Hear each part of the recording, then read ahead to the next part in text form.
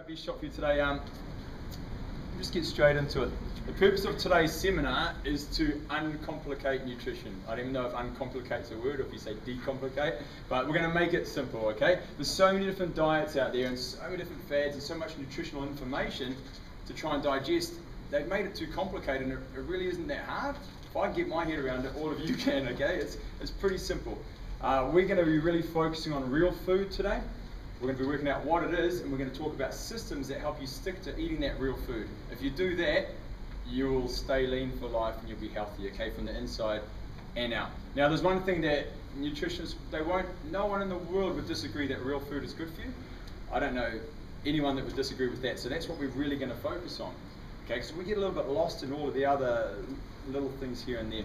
So therefore, we won't be breaking down the vitamin content of a carrot or arguing over what diet's best. We're just going to focus on the basics and get it right, okay?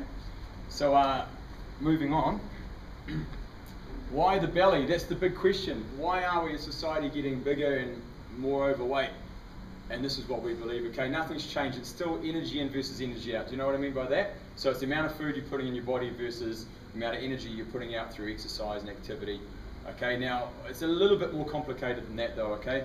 Today we're putting much more fake food. We're going to discuss what fake food is in detail later on, but we're putting so much of that into our bodies right now. And the type of energy out is not the right type out. We're probably more sedentary than we've ever been. Not so much the results from the clients. We're all on fire, 4 sweaty sessions a week. Energy out in general out there is lower intensity, and this is due to, do you remember the fat burning phase on the bikes, and you got to read your magazines and cruise and, you know, oh, I'm burning great calories here, and how many walkers are out there that are still way overweight? That's another, don't get me started. Okay, inconsistency is another one, and the wrong type of exercise. Okay, but we're going to focus on the food side of it, the fake food. So the first debate we have about why we're getting fat is sugar versus fat. I'm going to put a little survey out there. How many of you think that the reason we're putting weight on right now is because of a high-fat diet? Hands up. Be brave. Be brave. Stick it right up there. Let's see. 2. How many people think it's more sugar than fat? So all you people listen to your trainers. This is beautiful. For once. But don't worry, you're not alone. Most people out there that haven't had contact with the trainer believe that the high-fat diet is why we're getting fat, and that is completely wrong. There are many, many, many benefits from fat, which we're not going to break down the science of it right now. But this is where I see the problem with fat right at the moment. The fat that we find in fake food, which we're going to talk about later, is where the damaging fat is. That's where trans fat pops up. The fat you find in real food, which we're going to really promote, it's good fats. The saturated fat that you find in an animal product that you're eating, we need saturated fat in our lives. We got brought up on, who got brought up on the low-fat diet? Like we heard that eat low fat and you'll be low fat. I did. We went through our course learning that. And they said low fat, low fat, low fat. But if you really dig down deep into it, there's usually some big corporate sitting there pumping their product through with the low-fat products to make it happen. If you go into the shops now, remember the low-fat craze is still out there right now. If you go into a supermarket now, everything's low-fat, low-fat, low-fat, wanting you to buy their product. When in reality, it's just fake food, which is way, way, way harder. They've kept the fat count down by lifting the sugar count up, and they've managed to sell it to us as this healthy product, but our bodies can't break it down, and it gets stored as fat at the end anyway. Okay, we'll break the science of that down a little bit more later on, but that's the gist of it, and that's why I get so angry at people sticking to the low-fat diet.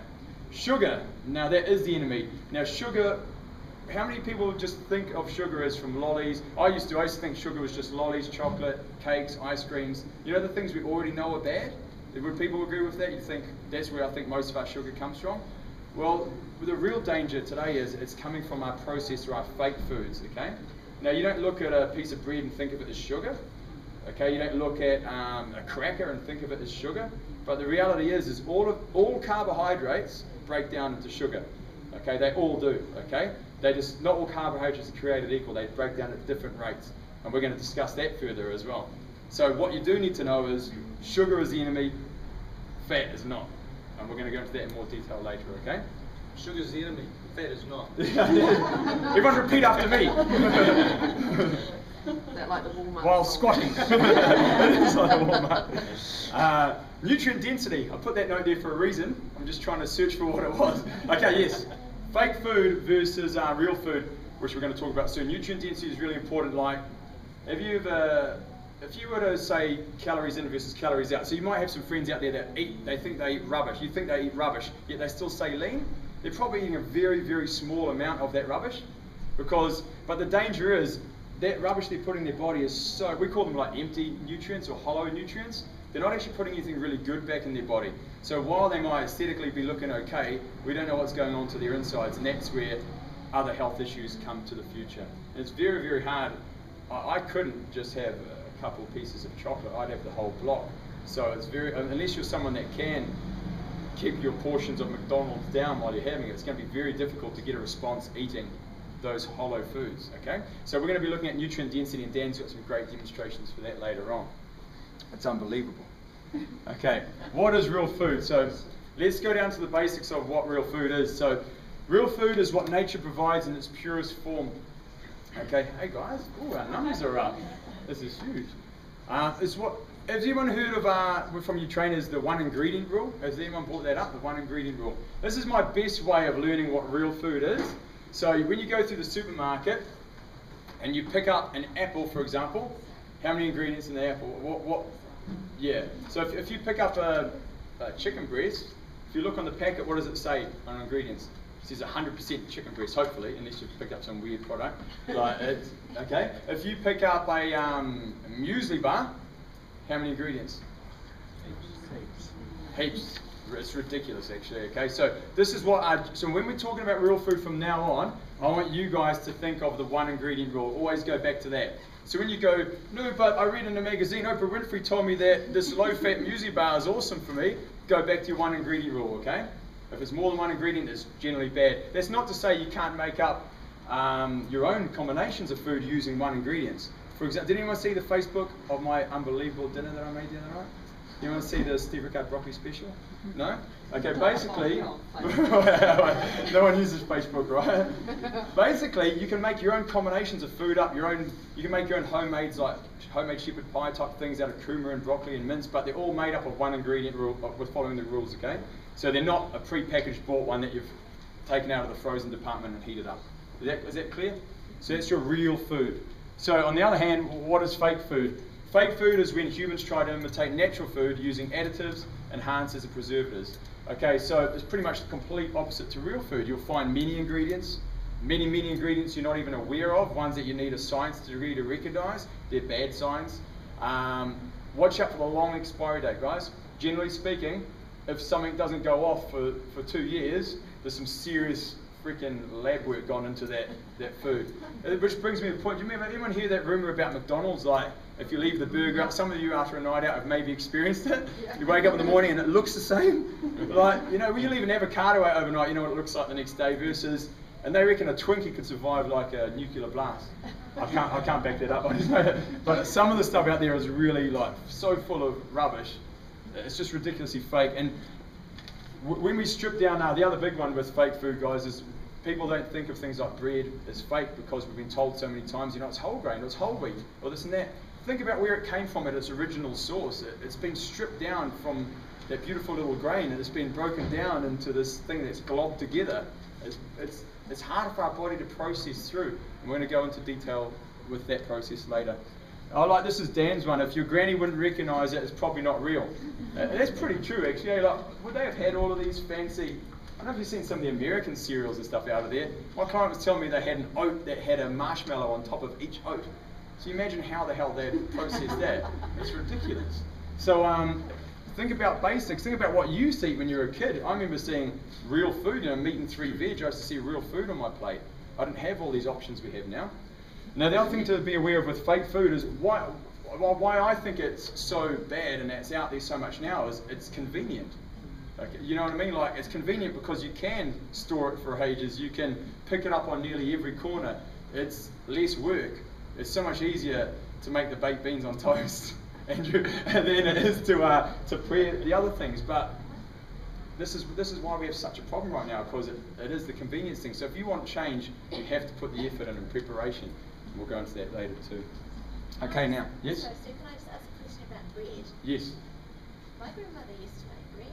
Oh, She used to make it from, and my mum did, and I do, like from organic, stone ground flour, like the grinding of grain of itself is no different from peeling a carrot or grating some beetroot or something. So why in particular is like organic stone ground bread the same as like that really shitty tip-top white? Good question, and the answer is it's not. There's different levels, just like there's different levels of rice. There's better rices than others for what it does through your system. Your grandmother's bread probably would have been made out of 2 or 3 ingredients. Have you guys seen the back of a tip-top loaf? It's ridiculous. And how long would that bread last? Well, that's the thing. Next day it's stale, eh? Because you Bread I don't make put your at own home preservatives. today. Yeah. Well, I'm not allowed to make bread.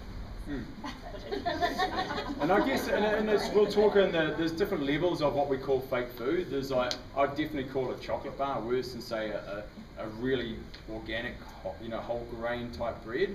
But what we're going to discuss is how to get results and guarantee you can get results. And I'd chop that one off the list because it's not a one ingredient.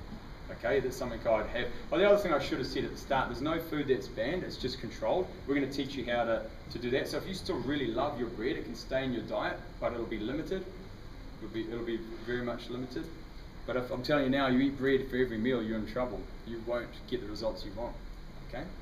That's a good question. Yeah. Feel free to ask Good question there. if you Fire want. them at our way, any questions at any time. This is pretty open floor. So to sort of to reinforce what we're talking about with real and fake food, Dan's got some great examples here for you guys. Who wants a nut? Go on, have a nut. Is Erica Have a around? nut. Oh, this is good. I'm good. I haven't had my hand in the meter. This is not a test of you failed or you passed. Okay, so those are almonds, but any natural nut is a really good example of nutrient density. Okay, who eats nuts? Okay. So out of just a small handful, you're getting really good essential fats, protein, vitamins and minerals that you wouldn't get in, say, any of my other great examples here. Who eats these? Not necessarily this flavour, right? Because these kind of corn chippy things are touted as quite healthy, eh? And they are low calorie because they're pretty much like a light cardboard type of thing. They've had everything taken out of them. They're not high in sugar. They're not high in fat. They're not high in anything. No, but what they've got in them is rice flour, seasoning powder, milk solids, cream powder, salt, whey powder, onion powder, cheese powder, dried chives, spice, flavours, yeast extract, whey powder, garlic powder, flavour enhancers, E621, there's lots of numbers, colours, acidity regulator, vegetable oil, and an antioxidant. And it may contain traces of peanuts, tree nuts, sesame soy, crustacea. So, who knows what's more nutritious? The nut. Definitely something like a nut, right? It's that one ingredient idea, a nut, the piece of fruit, right? It is what it is. These things have been put through, I don't know how many processes to create this non-food. So it's not just about what you're not eating, and you don't want to concentrate too much on not eating food. You want to concentrate on what you are eating. Because if you're concentrating on getting good nutrition in, there shouldn't really be room for this stuff. Because at the end of the day, after you've had your good breakfast, good snacks, good lunch, good snack again, and good dinner, you shouldn't be hungry for this. So that's kind of the idea of eating your real food. Now, breakfast cereals is a really interesting one. Who has porridge for breakfast? You guys are pretty good. Who has like one of my other examples? Special K Nutrigrain or light and tasty scent? Well, I used to till I came here. Okay, cool. Who wants to have a guess at what's got the most sugar in it? Nutrigrain. Nutrigrain? Not a bad guess. Is it a Light and special K, tasty, the second ingredient used to be icing sugar? Oh, really? They must have changed that. I don't think I I saw hope so icing for the sugar. dramatic effect of No, it. unfortunately it doesn't have icing sugar on it, in it. And unfortunately it's also not the worst, but funnily enough it's light and tasty. So every small serve, and their serves are really small, they're like 40 grams, gives you 3 teaspoons or blocks of sugar. About weakness. Good question. I don't know off the top of my head, but I do tend to think it's fairly low sugar. But again, how many things has that wheat mix had, added in there to make a little brick of wheat? And why are we eating a little brick of wheat? Next to.